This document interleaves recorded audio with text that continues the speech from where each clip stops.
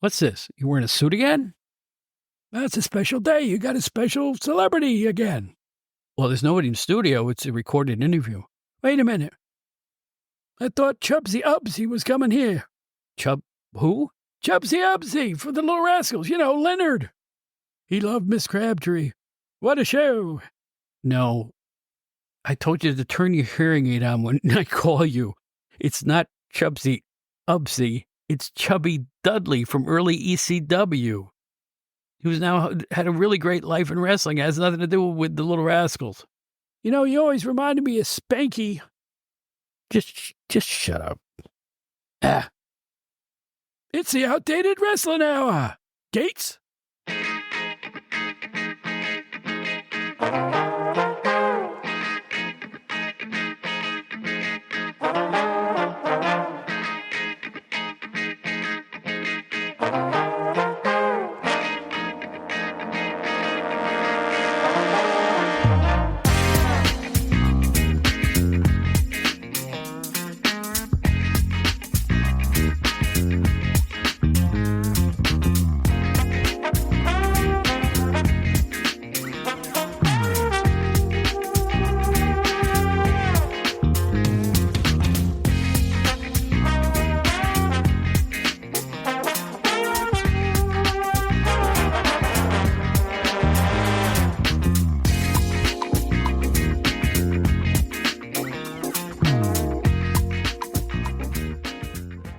I think you can guess who our guest is. It's Chubby Dudley from ECW on this edition of the Outdated Wrestling Hour.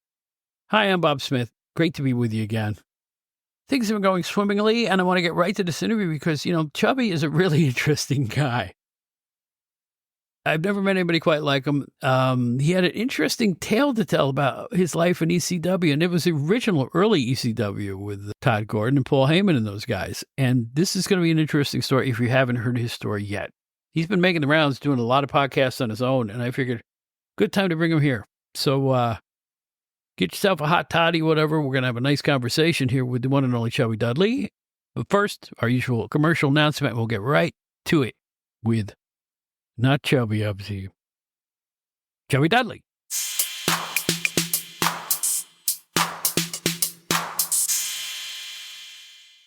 Ladies and gentlemen, Wrestling Fans International Association is back. That's right, the premier fan club association of the 1970s and 1980s has been revived and is back in business. Join today. It's free at thewfia.org. That's thewfia.org.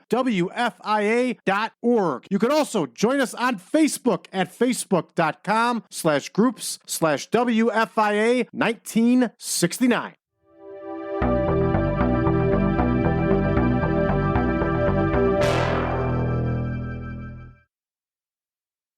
You know, the term ECW originals gets thrown around a lot. And, you know, you hear people like Dreamer and Sandman and stuff like that. But believe it or not, there are people that even preceded those guys. I did. And so is our guest today. This is the one and only Chubby Dudley, folks. This is Bay Ragni, and it's a pleasure to have you here. You come highly regarded by other podcasters. I want you to know that first off. I am so excited to be here with you, Bob. And here's because we are both, you know, there's the term ECW original, but you and I are both in the same category. And my new gimmick name is the original ECW original. There you go. How about that? Yeah, because we were around when it was just a twinkle in Todd Gordon's eye, right? You know, it was like I was on his small, tiny little TV show and that tiny little studio where somebody tripped over a cable, knocked us off the air, right? I mean, you guys had the wicker chairs. Yeah. That's right. The wicker chairs. You're right. Yeah. Oh my gosh. But you know what? We had fun. All of us had fun. I hope you did too. And it's nice to meet you. You too. I got a million gazillion questions for you. I can't wait. Because you've had a unique experience, and the fact that you're still around in wrestling media all these years later, all these decades later, that's kind of cool. And it all happened by accident. And here's the deal, guys. I called this guy's match once on television. He was Easy Rider, and I didn't know that he was Chubby Dudley too, because he grew his hair out and everything. So I had no idea, you know. That. Yeah. You know, I had a thing back then. I wouldn't go to inside the locker rooms ever, even though people let me. Because early on, it was still the ass end of the kayfabe era Yeah. in a lot of the territories I visited. Like, oh, no, it's a locker room, you know, you can't. But even if I was invited, I wouldn't go because I felt that was the wrestler's domain. You know So what? I got to know some guys, not others as well. That's all I'm trying to say. I honestly, I remember that. I remember, you know, before we started taping, we were talking about those Chestnut Cabaret shows. Right. I don't remember. I remember Stately Wayne Manor coming back in the dressing room. I don't remember you coming back in the dressing room. Right. I had a fiat about it. I was probably wrong. You know, Totally. Talking more recently to a guy like Brian Solomon, he goes, "Oh man, you should have ingratiated yourself more because the guys really Absolutely. did want to talk to everybody. They didn't have a caste system." But the trouble is, I had already visited like places like Memphis, and where if you walked into a wrong room when they're having a discussion about angles, they would look at you like you had three heads. This guy? Who's this guy? Yeah, you know what I'm saying? Yeah, it really was. And you know, I was following the lead of Bill Apter and people like that too. Bill would try to keep the kayfabe like anybody else in the business. Yeah, but I mean, correct me if I'm wrong, but you were doing the commentary for us, so you should have been introduced to the locker room so we knew who you were. That's the proper way to go about it. Yeah, it's true. I think I knew about half the people there, not everybody. That's the problem. Sure. And secondly, I actually was, when we were going over me doing that work for Todd, I said, Todd, you know what I'd like to do? Don't tell me what's going to happen. I want to feel it like a fan would. I want to feel it fresh. The way Big to do it. freaking mistake. Shouldn't have done it. I should have known what was going on beforehand because you know what?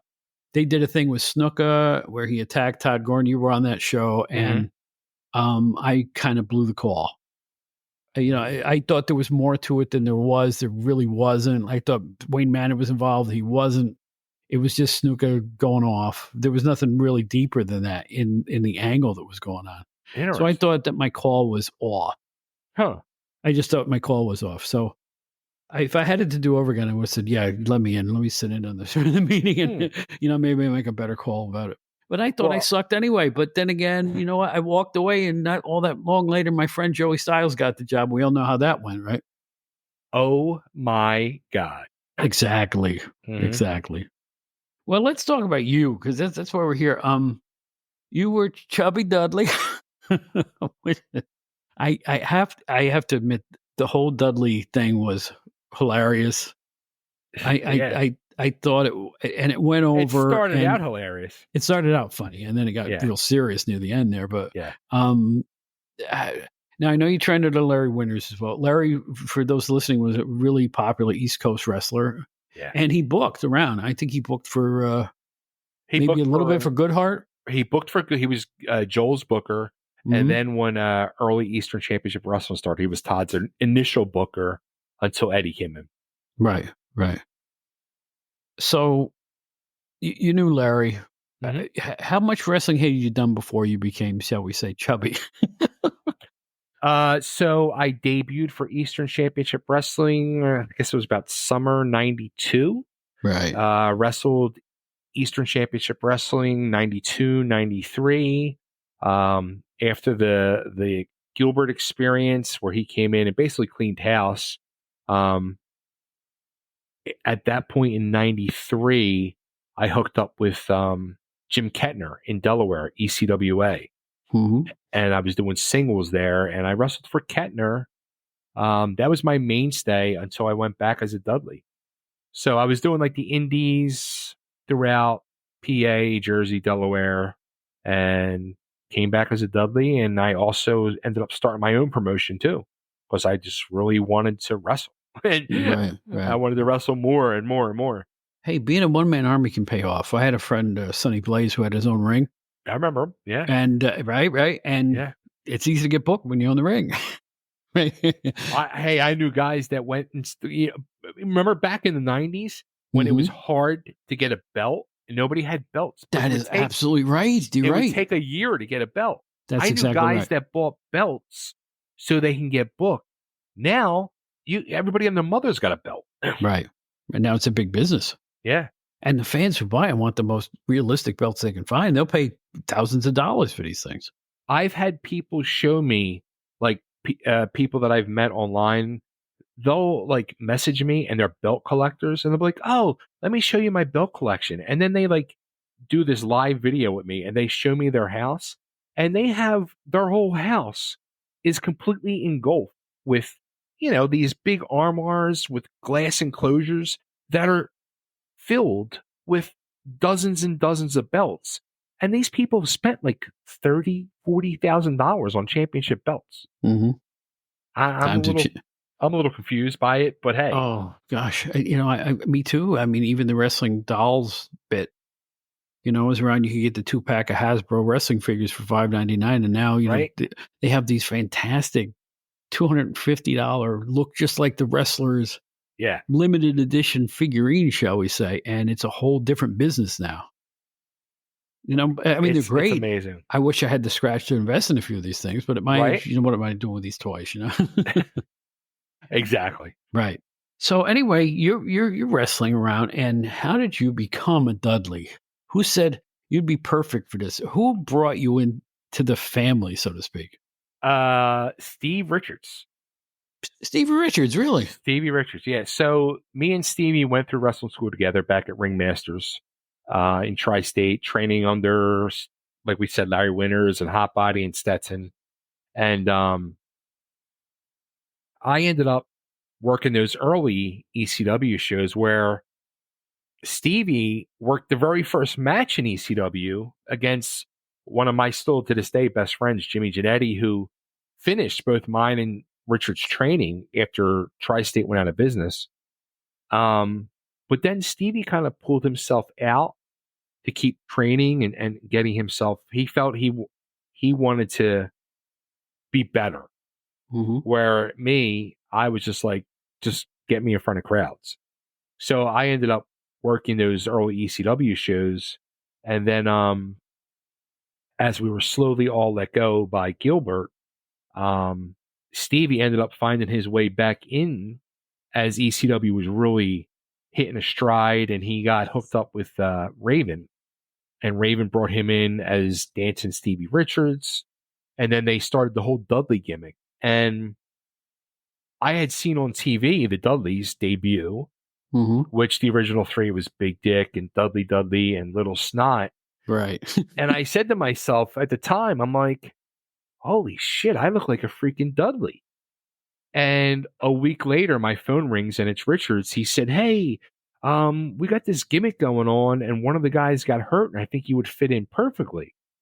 I'm like, the Dudleys. He's like, yeah. I'm like, yeah. He said, I saw it. I thought I would look like a Dudley. He goes, meet me after the show this weekend. We have the arena show. Meet me at the Philly Marriott and I'm going to introduce you to Paul and see what he says. I'm like, perfect. So I meet him down there. We're in the lobby of the Philly Marriott and we're talking, and here comes Paul, and Paul walks up to us and says, before Richard says anything, Paul goes, oh my God, another fucking Dudley. And Richards is like, this is the guy I was telling you about. So Paul says to me, he goes, do you have a tie-dye? I said, no. He goes, get a tie-dye. He goes, what do you want your gimmick to be? And I always, always, always wanted to do a gorgeous Jimmy Garvin gimmick. And I wanted to be beautiful Bay. So I said, I want to be Studley Dudley. And he just looked at me and goes, yeah, not going to happen. You're Chubby Dudley. Bring food, get a tie-dye, see you next weekend. And that's how I became a Dudley. Just like that. Yep. Just like that. Of course, the Dudley Empire expanded with many more family members. Well, Daddy liked to play around. And that's the story. That's right. That's the story. The prolific Senior Dudley. And of course, there was Dances with Dudley and Bubba Ray Dudley. And yourself. Dances right? And me started on the same night. Is that right? Yeah. Is that right? Spike Devon, came later, yeah. Sign guy, Dudley. Yep. There must be more I'm forgetting or didn't know about. That's close. technically all of them, yeah.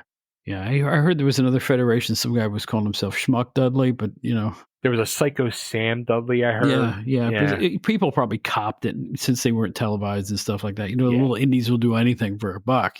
Of course. But so how was the experience? First of all, did you like the character? It looked like you blended in there just fine. It looked like everybody was enjoying themselves doing that gimmick. I loved the character. I loved my brothers. I felt very underused. I thought there could have been so much more done with. I mean, I was the original foodie in professional wrestling, if you think about it. Yeah. You know, there was so much that could have been done with my gimmick that never, ever was touched on, never utilized.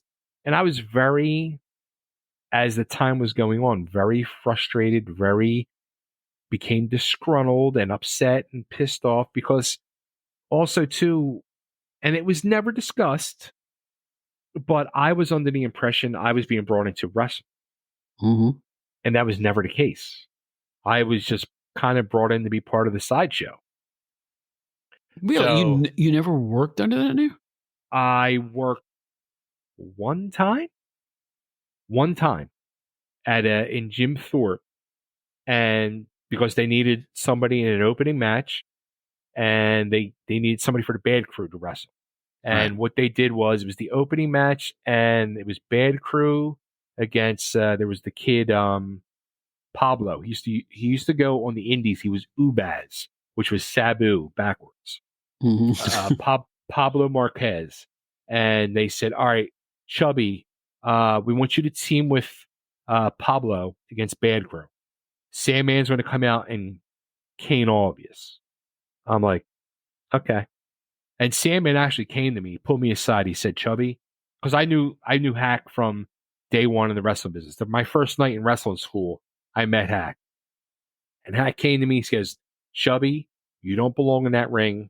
He said, "I'm going to come in. I'm going to you first. Feed me, take one shot, take the powder, and get out of there." He goes, "I'm going to kill these kids." That's all I need to know. Mm-hmm. And that's what happened. I took the one and rolled out. And as I was walking back to the dressing room, all I heard was that crack, crack, crack, crack. Jeez. I never heard of anything quite like that story before. That one is so this happens, right? Yeah. And what led to you not being a Dudley anymore? Just being disgruntled and frustrated. Yeah. Well, how old were you? How old were you in age terms at that point? I was 25, 26. So you're in your peak of your life right then, probably athletically too. And, I mean, it's I like was in the business. you just saw time kind of passing too quickly and not doing a good thing with it, I guess. Exactly. I was in the business at that point 3-4 years. I felt I was at the time a better worker than when Bubba and Devon came in. Mm-hmm. But I saw the upside with them, and I understood. So I was okay with that. But when Spike came in, and this is nothing against Spike, and I hope to actually be able to sit and talk to Matt at some point, which I've never talked to him in 30 years.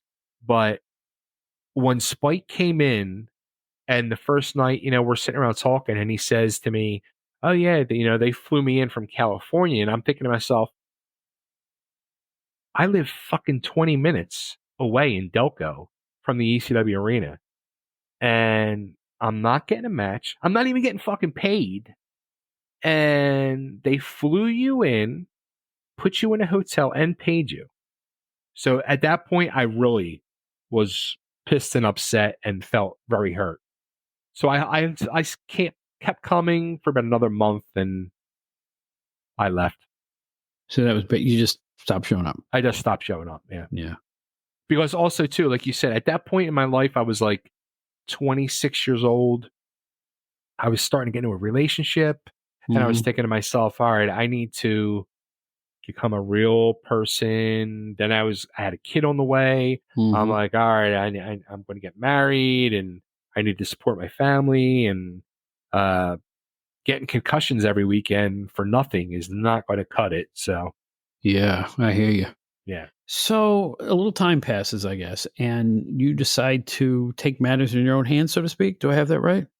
Well, I started promoting shows in 94, the end of 94.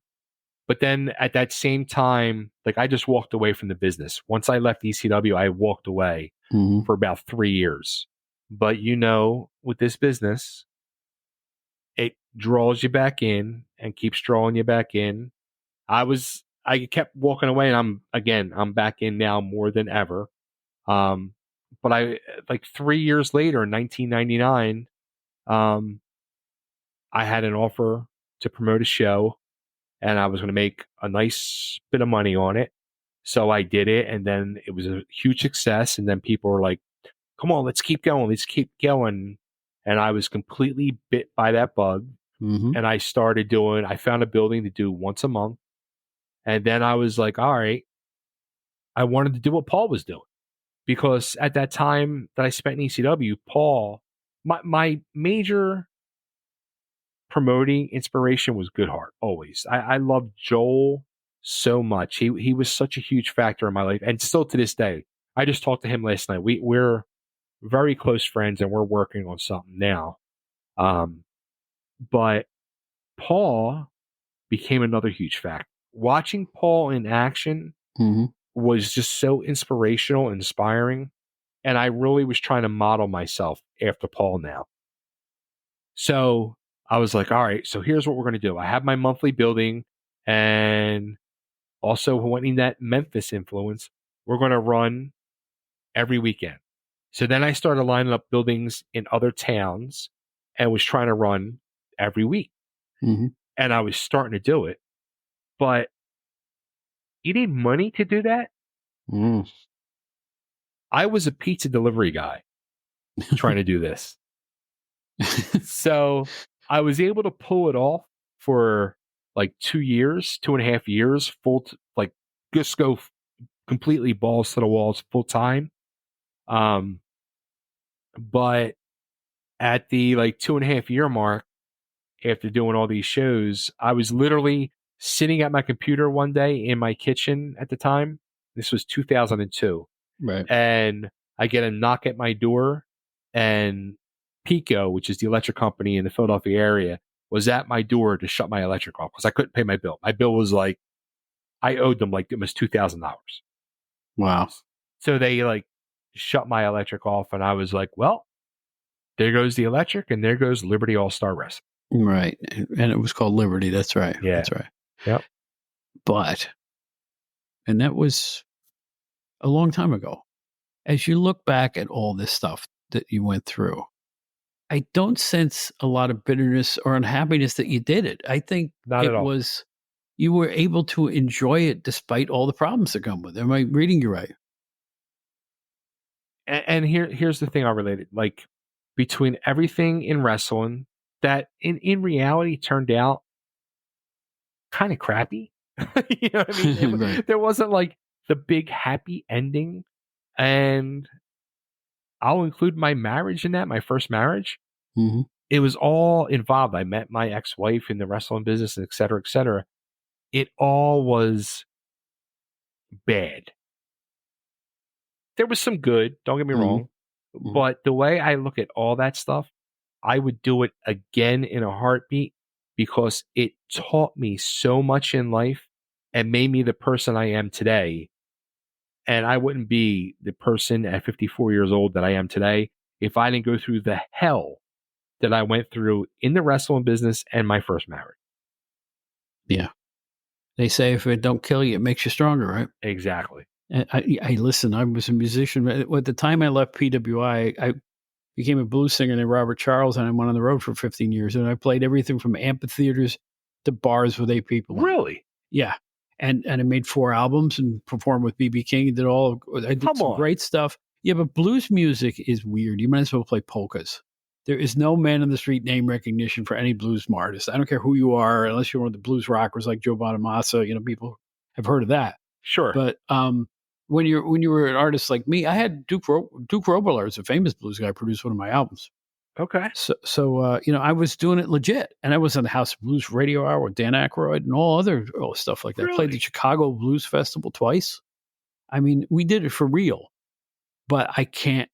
But like indie wrestlers, I was down there looking up at all the guys who were really making a living doing it. And I can't say that after 15 years of experience that I ever got rich doing it, because I didn't.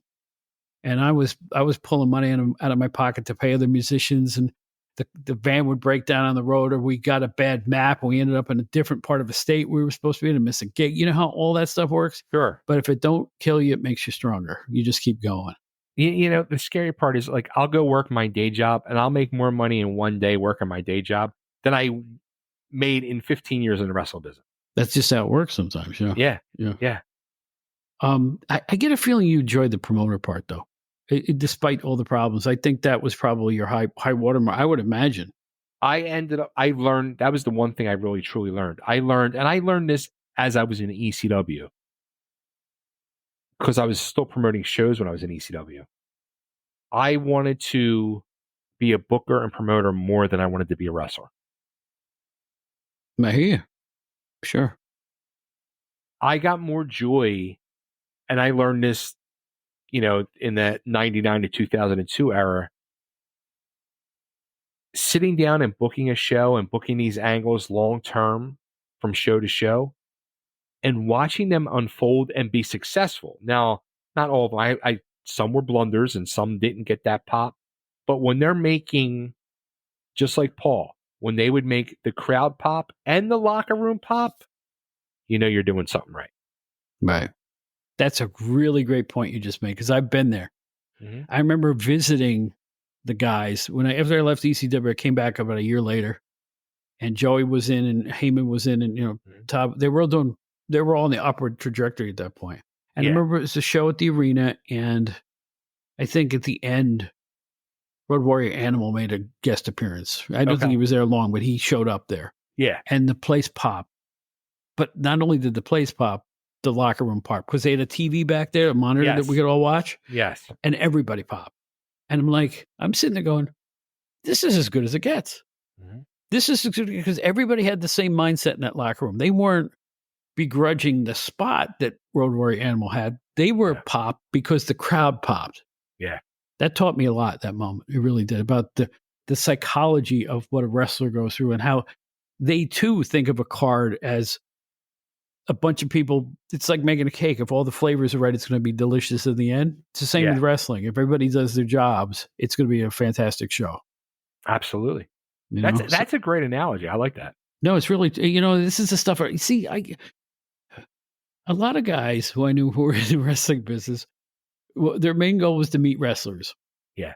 My goal was to talk to Jerry Jarrett and Bill Apter and Gordon Soley and Eric Embry, and go down the list of people that I met that were bookers, and try to understand the wrestling psychology. As I thought I knew it until I talked to all those guys who've been in the business for 30 years or whatever it was. You know what I'm saying? What makes a good match? What makes a good feud? What makes a good card? How do you pace a card? Yeah. How long should the main event be? How long should the opening match be? That's the stuff that I was fascinated by. In my mind, if I could have done anything else in wrestling, I wanted to be a booker. Because it's like, that's the fun stuff, making it all happen. And a big thing you said right there was pacing the card. Right. And who taught me that was Jim Kettner. Really, Jim Kettner. He was so vital in helping me start my promotion and helping me get all the things in places, in place. And he actually, because I was wrestling for him at the time in '94. He let his two top guys wrestle on my first show, and he didn't let his guys wrestle for anybody at the time. And that was Boogie Woogie Brown and Lance Diamond, who ended up becoming Simon Diamond in ECW years later. Okay. So in that regard, then, you say they helped you. How? I mean, in terms of, I'll ask you this question then. Let's say you're putting a show together. You're sitting down, all right? You got your piece of paper, you're writing everything down in order and all that stuff. Did you find it better to follow your own muse, as it were, or to collaborate with others heavily to make sure that everybody was on the same page? Oh, okay. So with me, because I'm a control freak, it was early on, it was mostly me. Mm-hmm. because I was that control freak. But then I learned, the control freak isn't always right. So then I would sit down and put my initial plan together. And then I had a couple of the guys who was like, all right, here's what I'm thinking. Where do you think we should go with this? So then I started opening it up to a few of the others who I trusted. Mm-hmm. Yeah. And things came out well in that regard then. Yeah, yeah. Once you had all that. Absolutely. I think people appreciate the input, Yeah.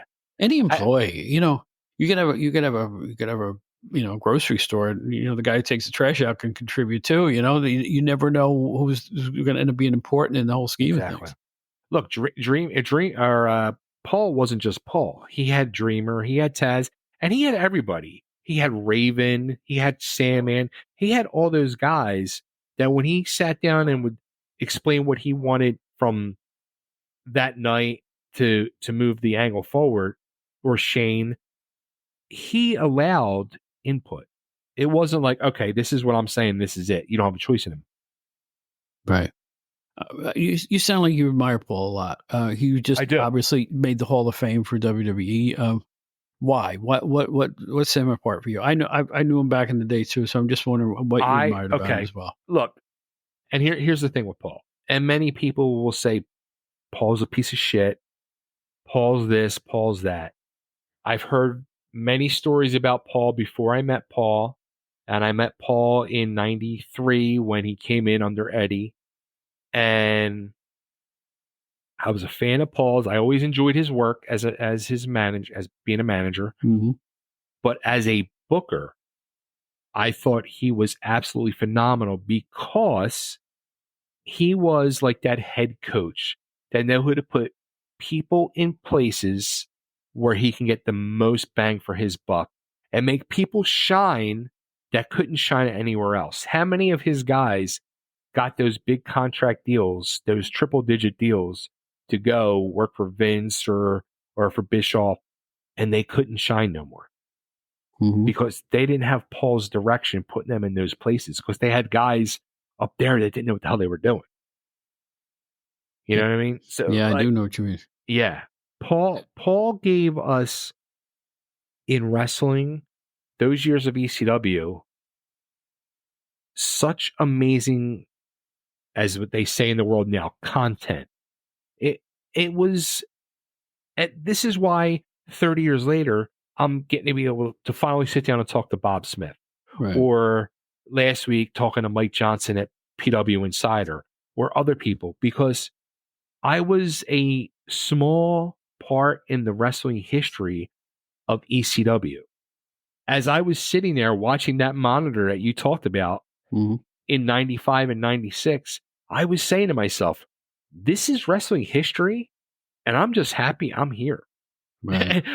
That's why I stayed so long, because I realized what was going on, and I was such a small part of it, but I was part of it. There was a reason why I'm mentioned in Jericho's first book and things like that, or I was getting put in the magazines every month. My name was there, or a picture was there of me, or I'm on TV every week. I didn't need that $25, $50 payday, because I was being paid in all the promotional materials. I was being paid in history materials. Mm-hmm. And also, too, I was enjoying life back at the Travel Lodge with, the rock star lifestyle. Right. I will say that for somebody who didn't work all that much, you were pretty famous. I mean, the pictures of the Dudleys were everywhere. Yeah, exactly. And every time they introduced a new one, they would gather you all together, bright, vibrant color photos of this weird group who all had the same daddy somehow, even though you were different nationalities and accents and you name it. It was all, it really worked. Thanks to George Tahinos, the photographer. Yeah. Having those pictures, he knew. He knew. It really worked. I mean, I laughed every time. I have to admit, I really did. I just, and you know why? Because, some of the matches in ECW could be really intense. So to break that tension, you needed something a little lighter. Even though somebody would get their ass kicked eventually, one of you guys would end up in some kind of a feud or some violent match. But in the interim, just to, good wrestling You card's need like a some roller coaster comedy ride, up relief. and down, Yeah. up and down. And you needed a little comedy relief, and you guys provided it quite well. Yeah. I mean, even the beginning, people forget the stuttering Ray Dudley. It was BUH-BUH. Yeah. I mean, come on. How hysterical is that? My Yeah. name is Bubba Ray Dudley. Mm-hmm. All dances with it was. I mean, it was Yeah. also patently ridiculous. You had to enjoy it. You just had to. And dances, another one, so underutilized and underappreciated. He was the true talented wrestler at the time out of all of us. Most talented, and in my opinion, the most funny. He was freaking hysterical. If you watch them old promos of him with the wheelchair, or there was the one where he was doing the quarters, like from Fonzie on Happy Days, and he got up out of the wheelchair to go pick up the quarters he dropped. I mean, I remember us filming them in the Travelodge, up in the penthouse of the Travelodge, and they were hysterical. And still to this day, 30 years later, they're still hysterical when you watch them. I think of all the innovations that ECW came up with, I think the promos were probably the most innovative. Nobody had ever done promos like that with the music backgrounds and the tilted camera angles. Yeah. And the extreme close-ups. Mm-hmm. It was totally unlike anything else anybody had ever done. It wasn't Memphis like at all. It was his own thing. And it was extreme. I mean, that's the perfect word for it. It's extreme. It was extreme in every way, not just the wrestling, the television, the whole FU attitude, like you said, with the music. Right. Paul didn't give a shit. He just said, "Fuck you. I'm taking the music and I'm going to use it." I mean, yeah, I know. I read about that too. And Todd was telling me about that. I read it in his book. I was like, nobody paid the royalties for that stuff. I went, oh my God. I don't think you could ever get away with that today. No. Because of AI and the algorithms, they would find it like that. When you upload a video on YouTube, they find it in a second. Mm-hmm. And then they make a claim on it and make it either take it down or pay to keep it up, one or the other. Yeah. So it's harder now. It really is. That's why everybody's using their own music, because you got to, Well, even podcasts, you can't use your music on a podcast. I can't use my own music on a podcast because too many people have the rights to it. Right. If it's not the label, it's the songwriters. I'd have to pay everybody. I can't do that. Ridiculous. So it is my own stuff. That's crazy. It is. That's the way of the world, though, my man. But so now, all these years later, you're getting to be a media guy now, and you're good at it. I mean. Tell me what you've been up to in front of the YouTube cameras and whatnot, because you're everywhere, and I want people to come out and find you, whatever you're doing. So, all right. So the crazy thing is, I started doing podcasting over 10 years ago. Mm-hmm. I started doing, I called it Totally Driven Radio. But this was before we had cameras and Zoom and StreamYard and all this. So I was doing a live show every Thursday night, and I was doing a live 3 to 4 hour show. And I used to call it the Walmart version of Howard Stern. And because there was zero budget, and it was me and a friend of mine, Nick Wilkinson, and we would sit down, and I had a legit Hollywood news reporter would call in for the first 15 minutes to 45 minutes, and we would talk all Hollywood news and gossip of the week. And then I would have 2 or 3 celebrity interviews lined up. And each hour I would do an interview. And then in between, depending on how long the interviews went, me and Nick would talk about things going on in our life or what we're watching on TV or music, etc. And we did that for like 8-9 years. About 5 years ago, I ended up starting to go through my divorce and everything. So I had put it on the back burner, and then COVID happened. And then this whole world of StreamYard and Zoom happened. So I restarted that as now the Bay Ragni show. And I just do my interviews here and there, mostly music interviews, some TV, movies, etc. But I've become friends with a lot of these people in the entertainment business. So one of the people I interviewed was a guy by the name of Ryan Belcher, who his main thing was, his claim to fame was he played bass for Wednesday 13 of the Murder Dolls, hard rock heavy metal band, on Wednesday's first album and tour, went on tour like Alice Cooper and stuff like this. And Ryan, as many of the people in the music industry, are huge wrestling ECW fans. So Rayan, about a year and a half ago, was right around Thanksgiving, texts me at like 1, 2 o'clock in the morning, just gets home from a gig, and he goes, "Hey, are you up? I got to talk to you." And I'm like, "Yeah, I'm up." Calls me. He's like, "I just had this idea. I want to run it past you." He goes, "I think this would be perfect for you." I'm like, "Fire away." He's like, "I've been laying here in bed the last 2 hours watching ECW, saying to myself, what would Bay think of this match? What does Bay think of this wrestler? What does Bay think of this finish? I would love to hear Bay's thoughts. Does he know what happened in the dressing room of this match? What's going on?" Mhm. He's like, "You should do an ECW reaction channel and watch ECW television." So I was like, "You're a fucking genius." like I never would have thought of that. I'm like, I'm going to do it. So 2 weeks later, I launched it, React and Chill with Chubby Dudley. And I've literally been going from day one of ECW TV, match by match, watching and doing a match by match reaction on my feelings, my honest to God feelings on the match, the finish, anything I know about anything backstage, etc., and doing that. Well, the crazy thing is, and I'm still only in the early Eastern era of doing this, so many people love, and I don't know why, but they love that early Eastern Championship Wrestling era. Is And that they right? want, yeah, it's crazy.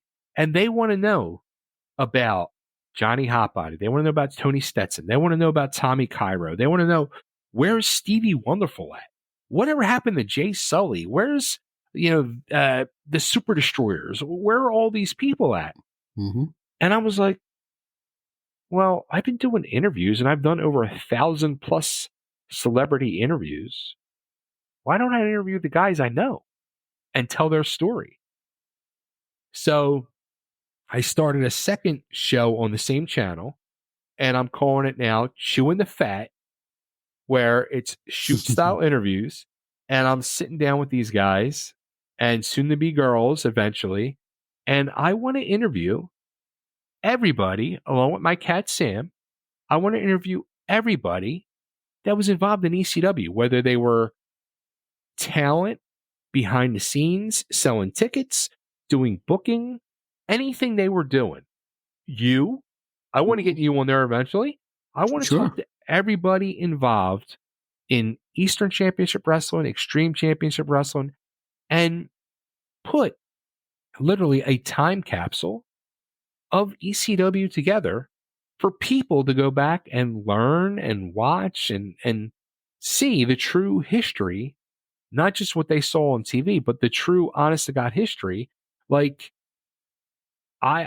one of the people was Stevie Wonderful. I haven't seen Stevie in 30 plus years or talked to him. I tracked him down. It took me a month to talk him into doing the interview, but he finally agreed to do it. 5.5 hours. Wow. And it was very deep, very emotional, and a lot was talked about and shed about his thoughts and feelings. Like, I didn't know.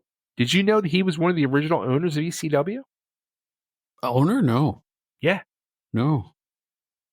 The I didn't know original he had any owners of financial stake in ECW. it. No, I didn't ask a Yeah. lot of questions back then. I didn't have time to. I didn't but know. I thought he was, first of all, I remember him from being around Tri-State. Yes. I remember Abdullah the Butcher beating the crap out of him in the arena. Remember that? Yeah. That incident, right? Yeah. Slammed him against the wall and stuff. Yeah. And I remember as a pretty good heel manager Yes. who was doing bad guy commentary at that point. For a too. guy that had zero training, Yeah. So I thought he was pretty good.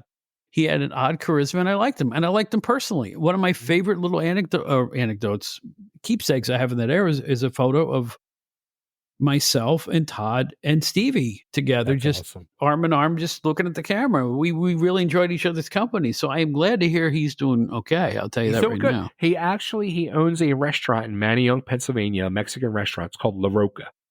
Wow. So yeah, he's doing a phenomenal. And now, we text 2-3 times a week. Same with Jay Sully, another guy. Like, it was weird. Like, Jay Sully, like, I honestly, I was like, nobody's seen or heard from this guy in 30 plus years. Like, Right. is he even still alive? God forbid. Like, I'm like, where is this guy? And again, tracked him down, Right. and we sat and did an interview, and we had talked to Jay all the time now.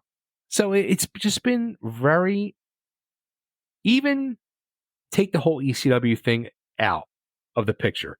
For myself, it's been so much fun reconnecting Yeah. with these guys I shared a great time of my life with, and we've reconnected as friends, and we're all in contact now. And that's even worth way more than anything else. It's the same thing with this podcast. When I worked with on John Arizzi's podcast for a year and then branched out and did this on my own beginning of last year, 2023. Okay.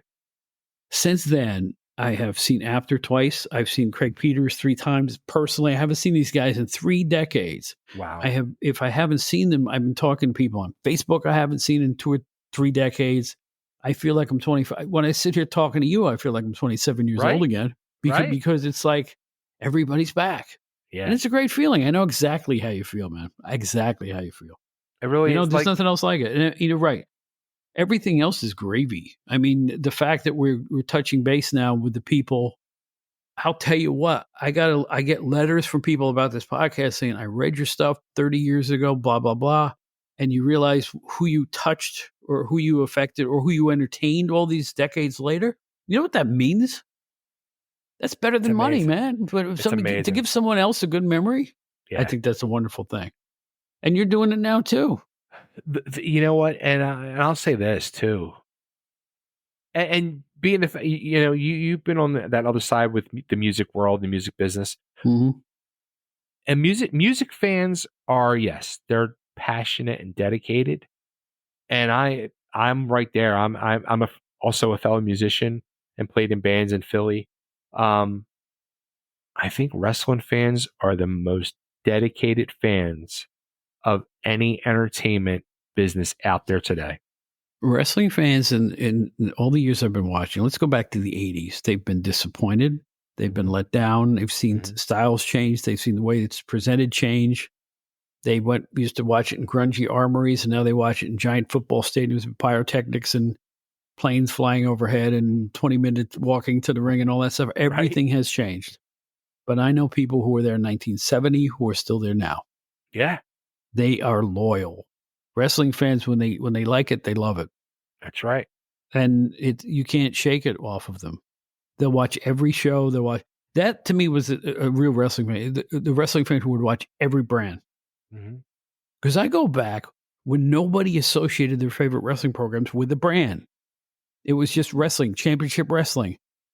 The earliest promotions I watched were the early WWF and the NWF out of Cleveland.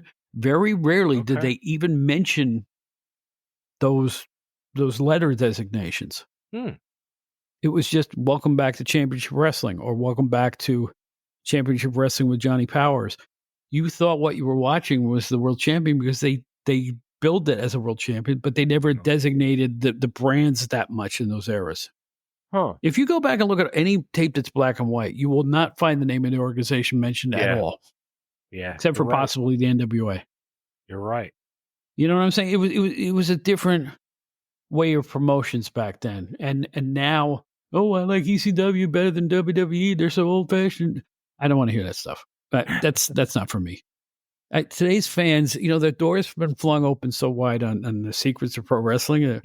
All the fans are sitting there booking in their heads, are saying this guy's not being used right, or how come this guy's not getting a push, and la-di-da-di-da. I still sit back and let it come to me. I don't want to think. I want them to show me something. It's no fun. You know what? I don't need to know that 2 guys had a skirmish backstage, to be honest with you. I want to see them have a skirmish in the ring. Does that make any sense? That whole CM Punk thing, and I'm sure that's what you're relating to. Yeah. Like, I'm like, I don't care. I'm like, all I know is Punk is one of the best workers out there today, and I don't give a shit. Obviously, there was a problem backstage, and it takes 2 to tango. It's not just Punk; it was the other person too. So, I mean, come on. Dude, when you or I were in business, you knew about all the fights. You just didn't care. There was a difference. You go, oh, that's unfortunate. Oh, I'm sorry to see that happen. And that's as much as anybody would talk about it. Now, we got to get to the bottom of it. We got to see the tape. We got to know who said what to who. Please. Well, please. Yeah, exactly. The fact that they're whatever 6 or 9 months later and they want to eventually show the tape. I mean, that just reeks of desperation. And please watch me. Those were the exact words you said them before. I thought them and you said them because I'm like, that's all that was. That's all that was. I've been saying like, hey, Tony Khan, come talk to me because I'll tell you straight up. Like, what are you doing? You're a multi-millionaire, billionaire, whatever the hell you are, and you got to resort to them levels. You're obviously doing something wrong. His promotional tactics are starting to rival Herb Abrams by throwing himself in front of the camera too much. Yeah. Somebody's got to talk to that kid. Seriously. He's still on 2 major networks and he's still got an audience. Sit down with somebody in business, if there's anybody left who cares, and go, let's just sit back, take a breath, and do our own thing and not worry about what the other company's doing. That's what killed WCW too. Mm-hmm. You know what I'm saying? If they hadn't worried about what WWE was doing at every step of the way, they probably would have been fine. That was the thing in the 80s and 90s, man. Because I worked for 2 different editions of WCW magazine, and I also, was doing the London magazines. Mm-hmm. And when WCW tried to look like WWF, they couldn't do it. Mm-hmm. Nobody can. Nobody, exactly. It was their own flavor. They had better production value. They had to. But I insist to you, you're a wrestling fan, right? WCW had stuck to the NWA style of wrestling. Yeah. Just that style, that Southern hard-hitting style. I think they would have been just fine. In fact, I think people would have gravitated to it more than they ended up doing. That's what made me want to become a wrestler. What was it? NWA. NWA. Yeah, the traditional NWA, right. The Crockett Promotions, yeah. Jim Crockett era promotions of NWA. And you know what the exact stuff was? It didn't matter what the match was of NWA, but the end of that fucking show every week, when they were like, oh my God, we're out of time. We got to go. I was sitting on the edge of my bed as a teenager watching this, freaking the fuck out. Yeah. And I was getting hyped. Like I was watching a Rocky movie. So the Italian kid from South Philly watching that Rocky movie, getting all hyped up, I was getting those same feelings. So that's what inspired me to become a wrestler. I get it. I absolutely get it. Well, people make mistakes. But you know what? I'll tell you what, after all these years, my new friend, and first of all, it's been such a pleasure meeting you for the first time. Absolutely. And although we probably rubbed shoulders somewhere in Philly a long time ago, but I will say this. After I got to meet you, I will say to you, I think the best is yet to come for you, man. I get this vibe that what you're doing now is working. This whole concept with the ECW talkback show sounds exciting to me. I haven't seen it. Now I got to check it out. Tell people where they can find all of your stuff because I want them to go and see it and hear it. Just go right on YouTube at Chubby Dudley Official. And also my Facebook page is the same thing at Chubby Dudley Official. And the crazy thing on both of those, like it's building like a tight knit family and group of fans. And we're just talking, ECW, we're talking wrestling, and we're talking life. Right.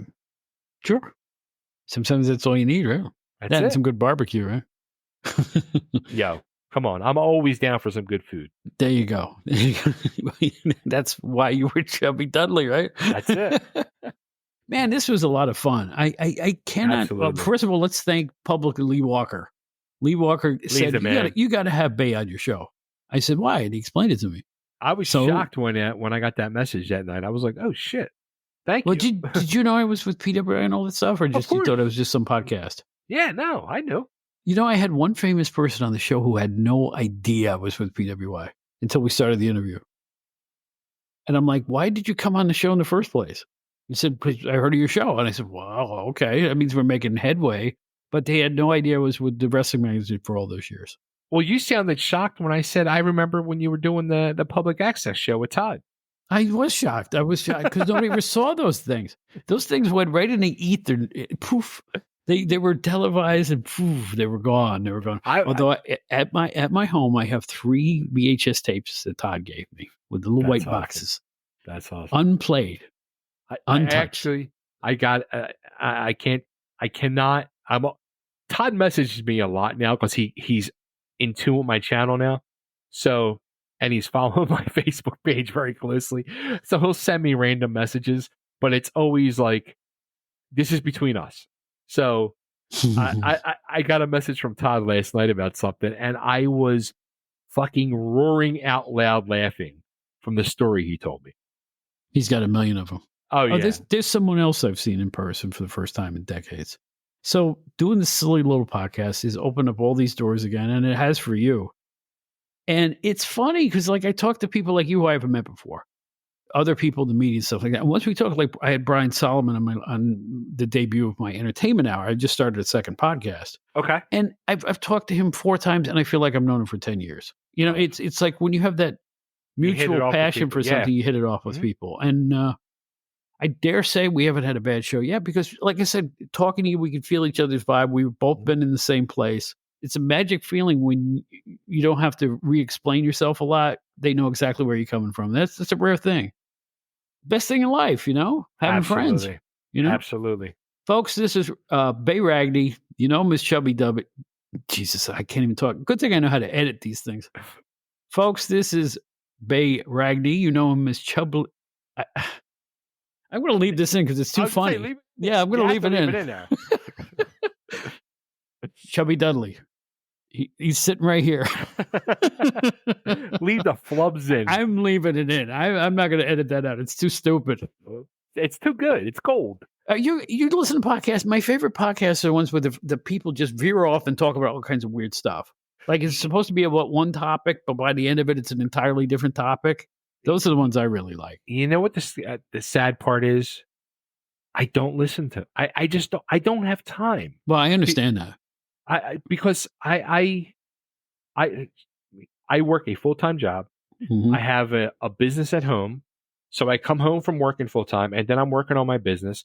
And then I'm involved in 3 or 4 different podcasts that I do. I do wrestling podcasts. I do a real estate podcast.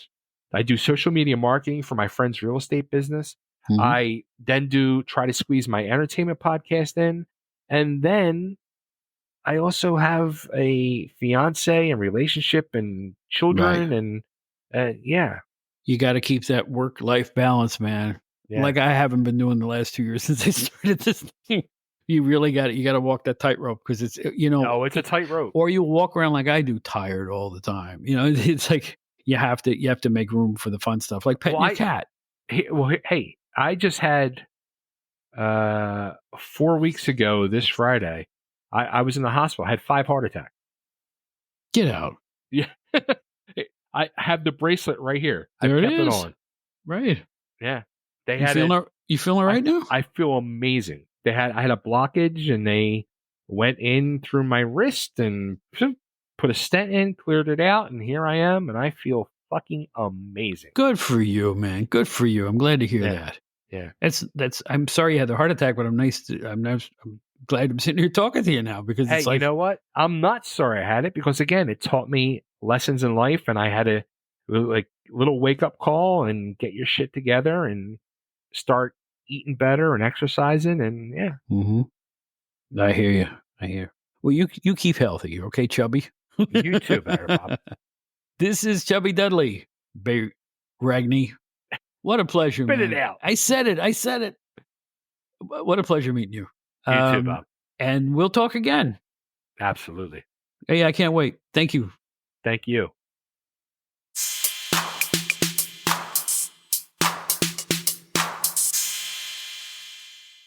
This is Joe Walsh. One thing I do when I'm not playing rock and roll is get on the air as an amateur radio operator. Also called ham radio, is a communication service provided by ordinary people just like you and me. We have a national emergency communication system in place 24/7, 365. Find out more about amateur radio at arrl.org/whatishamradio. See you on the air.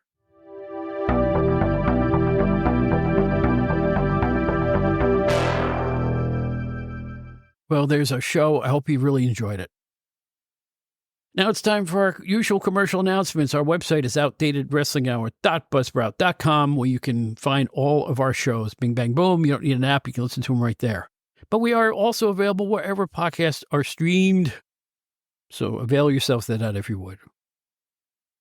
Write to us at outdatedwrestling@gmail.com. We get a lot of interesting letters like I got recently that I read on the show, a couple of them. So you may be next. And if you go on that website, outdatedwrestlinghour.buzzsprout.com, you can hear about the Outdated Wrestling Hour fan club for a nominal fee. Just a couple of bucks. You can help with the perpetuation of the show, and you really do. And I want to thank, once again, all of our members. They're fantastic. We love you. Just keeping the show going. It allowed me to start our second podcast, the Outdated Entertainment Hour. We've already had a fantastic show with Brian Solomon. I want you to check that out. We talk about cartoons. We talk about Roger Corman. We talk about film. All kinds of things. And Brian is fantastic. You got to hear that show. And we got shows coming up on the legacy of the Guess Who with the legendary Canadian writer Mark Doble. We've got a show coming up on Americana with a rising star in that field, Pete Mancini. And we also have the Three Stooges featuring me and my history with the Three Stooges that dates back to 2010. And you'll find all about that on that show. It's the Outdated Entertainment Hour. We're going to have a blast with that one. Wearing me out, but we're gonna have a blast. Find me on Facebook. I'm the guy singing with Baby King. Find me on Twitter if you so choose. I'm easier to find on Facebook. I should do more on Twitter, but ugh. In any event, that's our show this time. I hope you enjoyed it. I hope you enjoyed Chubby. He's a great guy. I have met so many cool people since starting this, and I want to thank the surrounding people that listen for suggesting guests. And I want to thank Lee Walker, especially. It was Lee's idea to get him on the show because he said, well, he's a great guest. And he is. Lee Walker of Perched on the Top Rope, where I appeared a few weeks ago, and I'm very proud of that. It's my first time on a legitimate top 5 or 10 podcast. And I think our numbers have been shooting through the roof, and I think maybe the appearance with Ray has helped, as well as having the great Stick to Wrestling team of John McAdams, Steve Generelli on the show, too. I really appreciate everybody. Dave Dynasty and Mike Morrish and Rick Del Santo. Just keep going down the line. All of y'all. I mean, if you've been on the show, thank you. I mean, the guests have really appreciated it, and me too. The gang from Wrestler Weekly. I could just go on. It would take me 20 minutes to list everybody we had on the show. And we're just getting started, Jackson. I'm telling you, we're just getting started. So in any event, keep up with us. We're usually every Friday. I am probably going to take a break sometime in June, but I'll let you know ahead of time. In the meantime, this is Bob Smith. This is the Outdated Wrestling Hour. Be good to each other, man.